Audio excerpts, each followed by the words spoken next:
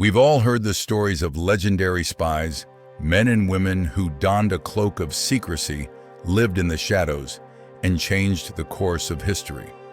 But today, our story doesn't begin that way.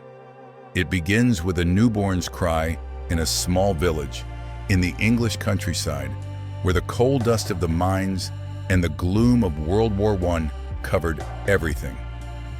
This is the story of Eddie Chapman, a man whose life was a series of incredible paradoxes, a criminal who used his own audacity and intelligence to become one of history's most effective double agents. But to truly understand who he was, we have to go far back to where it all began. Edward Arnold Chapman was born on November 16, 1914, in the village of Burnupfield, County Durham. He was a child born during wartime, and his life would soon be marked by a different kind of war, a war against poverty and deprivation. His father, a miner, was a man burdened by the struggle to make a living, and often found solace in alcohol, frequently away from home. His mother, a tireless woman, was the only anchor in Eddie's life, but she too would soon bear the heavy burdens of life. Eddie's childhood was not one of innocent games. It was filled with skipping school and wandering the streets to collect empty bottles to sell for a little cash. It was in those days that a young boy had to learn to fend for himself just to buy a piece of candy, or on rare occasions, a ticket to the cinema. And it was there in the darkness of the movie theater, where the light from the screen illuminated Eddie's youthful face, that a different world opened up to him. It was a world of adventure stories, of dashing men in fine suits, doing extraordinary things, and living glamorous lives. Eddie didn't just watch the movies. He dreamed. He dreamed of a different life. A life without gray brick houses, without the smell of coal dust, and without the despair of the miners. Those dreams were not an escape. They were a burning fire in Eddie's soul. They pushed him to do something, to become someone. Eddie quickly realized his own sharp wit and intelligence. He had a keen mind and exceptional ability to observe and a quick intuition. But instead of using those qualities to get an education and build a stable future, Eddie chose a different path. He used his cleverness to bend the rules, to deceive, to do things that other boys wouldn't dare. It was this rebellious and impulsive nature that foreshadowed a turbulent future. In 1931, at the age of 17, Eddie Chapman, by lying about his true age, joined the Army. He was accepted into the prestigious Coldstream Guards, one of the most elite units in the British Army. This was a golden opportunity, a way out of a life of poverty. There were moments when Eddie stood at attention in front of Buckingham Palace, an image that seemed to have set him on a path of honor and glory. But the nature of an outlaw could not be restrained by military discipline. After a short time, Eddie got into trouble. He got a girl pregnant, and to avoid punishment, he deserted. Desertion was a serious crime. It stripped him not only of his rank, but also of his future. Eddie was on the run once again. The failure in the Army was a shock, but the real tragedy came soon after. In 1933, his mother, the only woman who had unconditionally believed in and loved him, died of tuberculosis. Her death extinguished the last light in Eddie's life. He lost his anchor, the person who could have pulled him back from the abyss. Eddie felt that society had cast him aside. Expelled from the Army, and with no family left, he had nothing more to lose. And when a man has nothing to lose, he becomes incredibly dangerous. London in the 1930s was not just the capital of the British Empire. It was also an underworld full of opportunities and traps. And Eddie Chapman, a young man who had experienced enough bitterness, threw himself into it. He quickly proved to be a cunning con artist, a master of forging checks, credit fraud, and breaking into wealthy homes. Eddie wasn't just a thief, he was an artist of deception, always acting with deadly confidence and charm. During this time, Eddie married Vera Friedberg, a German woman, possibly as a transactional marriage to help her gain citizenship. This showed that Eddie was willing to do anything to use anyone to achieve his goals. He had turned himself into a man who defied all moral principles to survive and get ahead. However, the peak of Eddie's criminal career truly came when he joined the Jelly Gang, a notorious group specializing in cracking safes with gelatin explosives. The use of explosives to break into safes was an extremely dangerous job, requiring immense courage and exceptional skill. Eddie proved to be a master at it. His heists were bold, precise, and full of surprises. The name Eddie Chapman, also known as the safe-cracking genius, quickly spread throughout the underworld, earning the respect and fear of both the police and criminals. He became one of Britain's most wanted criminals, with his wanted posters plastered all over the streets. To escape the increasingly relentless manhunt, Eddie, along with his new girlfriend Betty Farmer, fled to the island of Jersey, a Channel island between Britain and France. There they lived a life of luxury and enjoyed their freedom. But Eddie's reckless and arrogant nature did not allow him to live a normal life. He broke into a nightclub, and this time, luck was not on his side. Eddie was caught by his landlady and arrested. He was sentenced to 2 years of hard labor. For Eddie, this was a collapse. He had lost everything: his freedom, his lavish lifestyle, and his reputation in the underworld. But ironically, at that very moment, a historical event changed everything. While he was serving his sentence, World War II broke out and the German army occupied Jersey. From a fugitive criminal, Eddie Chapman suddenly became a prisoner in enemy territory. He was held in a German-controlled prison. Eddie was now just a number, a prisoner with no future. But in that darkness, he saw a glimmer of light. One last chance to redeem himself, to use his skills for a greater purpose, and to escape the shadows of prison. And from there, a crazy and daring idea was born. An idea that would change his entire life, and perhaps the entire course of the war. From a notorious criminal in London, he was arrested and held in a prison on the island of Jersey. A derelict, a thief waiting to pay his dues. But ironically, this very prison became the starting point for a new chapter in his life. A chapter that few could have ever anticipated. When World War II broke out, the German army occupied Jersey, and Eddie, a British prisoner, suddenly became a German one. And in that desperate situation, a crazy idea came to him, an idea so audacious it could change his fate, and perhaps the fate of a war. Amidst the chaos and fear as the German army advanced into Jersey, while others were scared for their lives, Eddie Chapman saw an opportunity. For him, this wasn't a war of ideals, but a chance to escape prison and take revenge on those he believed had trampled on him. In the darkness of his cell, Eddie secretly prepared his next move. He learned French from other prisoners, listened to every piece of news about the war, and most importantly, studied everything he could about the German military. And then he did something no one could have imagined.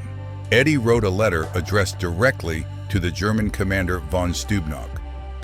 In it, he didn't beg or plead for mercy. Instead, he made a bold proposition, one that only a person like Eddie Chapman would dare to think of. He declared himself a specialist in safe-cracking and explosives, from England, a highly wanted criminal. And he offered to become a spy for the Nazis in exchange for his freedom and a new life. The Germans were highly skeptical, a criminal. But Eddie's file spoke for itself. His audacity, recklessness, and skill with explosives convinced von Stubnack. The Germans saw in Eddie someone they could exploit a potential weapon against Britain. Eddie Chapman was no longer just a criminal.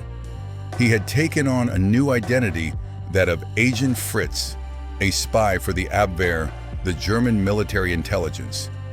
To test his loyalty and hone his skills as Agent Fritz, the Germans sent Eddie to a villa in Nantes, France. There he underwent a rigorous spy training course. His time in prison had prepared Eddie with an iron will. And now he quickly learned everything. He was meticulously trained in the use of explosives, specifically how to disguise them in coal to sabotage factories.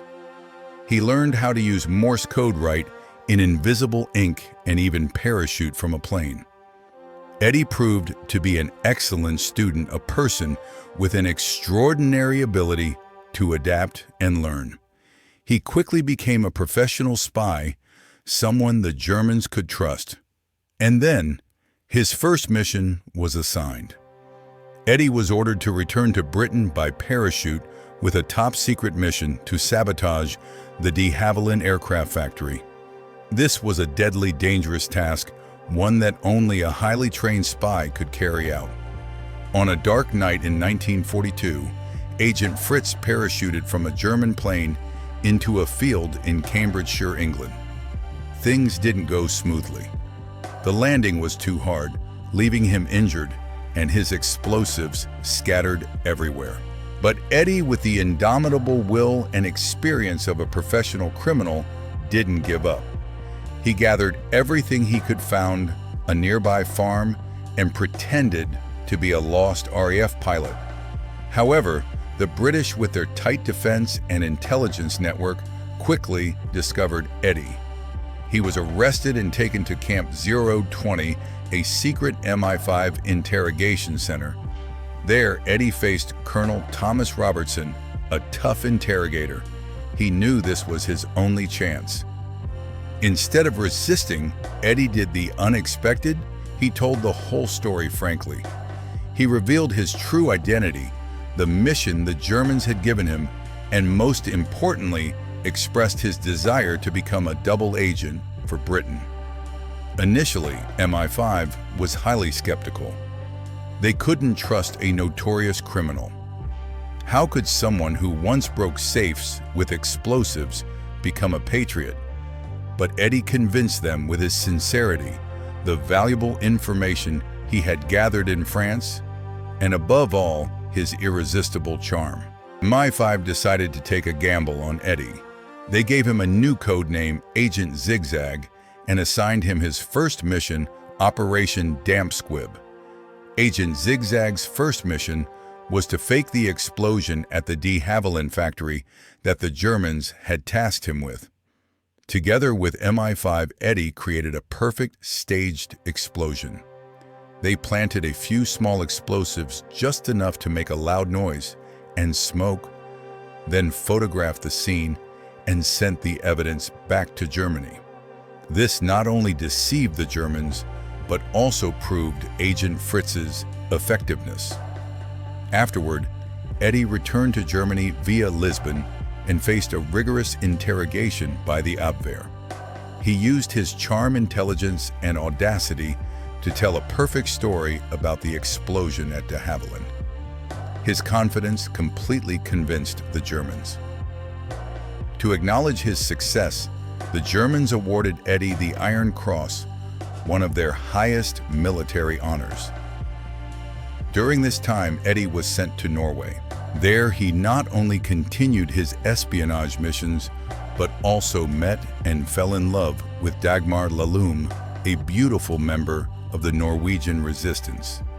This relationship was not just a romantic story, it was a crucial link that helped Eddie gather valuable information from the resistance, further solidifying his position in MI5's eyes. Eddie Chapman was now at the peak of deception. He was trusted by both sides, awarded a distinguished medal by the Germans while secretly working for the British. It was a high-stakes game, a battle of wits that only a reckless and clever person like Eddie could play. However, every game must come to an end. As the war entered its most critical phase, Eddie's recklessness became a double-edged sword. It made him invaluable, but it also made him difficult to control. And that led to his final mission, a mission that would end his role as a spy, but also open a new, contradictory chapter in his life. In late 1944, as the war was nearing its end, MI5 made a decisive call. This was Agent Zigzag's final mission. He was summoned to a secret meeting where they informed him that his role as a spy was over. Eddie Chapman, a man who had lived with danger in the dance of death and deception, was now suddenly returning to a normal life. MI5 gave him $6,000, a massive sum at the time, and a full pardon for all his past crimes. He was free to live a new life. But with that came a harsh condition, the Official Secrets Act. Under it, Eddie was not allowed to disclose anything about what he had done during the war. He had to remain silent. A man who had risked his life to protect his country could not receive public recognition. When the war ended, all of Britain celebrated the victory. Eddie Chapman mingled with the crowds. He stood among the joyous people, but he couldn't tell anyone what he had done. He was a hero, but a nameless hero, a hero bound by silence. This was a terrible loneliness, a profound contradiction in Eddie's life. After the war, Eddie Chapman reunited with Betty Farmer, his loyal girlfriend. They got married and lived a life of luxury, but not a peaceful one. Despite being pardoned, the nature of a criminal does not fade easily. Eddie continued to be involved in illegal activities, from petty scams to larger heists. The money from MI5 wasn't enough to satisfy his extravagant lifestyle, and he continued to sink back into the underworld. Eddie's post-war life was also full of ups and downs. He became a celebrity after publishing a book about his life titled The Eddie Chapman Story. Although he was only allowed to tell a fraction of the truth, the story was compelling enough to capture the public's attention. However, the life of a criminal does not have a happy ending. In his final years, Eddie's health seriously declined.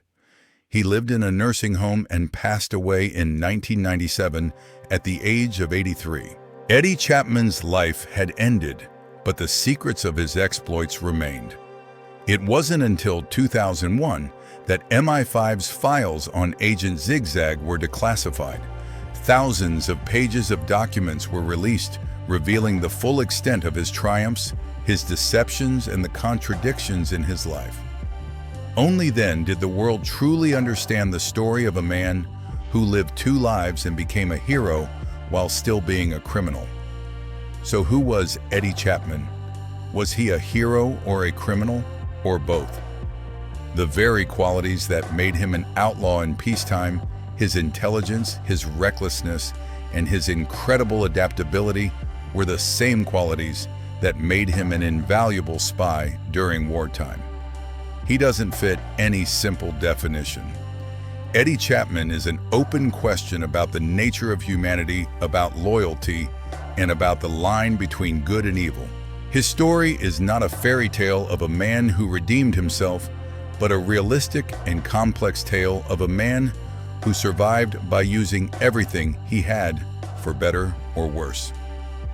Eddie Chapman's legacy is a reminder that in times of crisis, courage can be found in the most unexpected places, and loyalty is not always as simple as we think.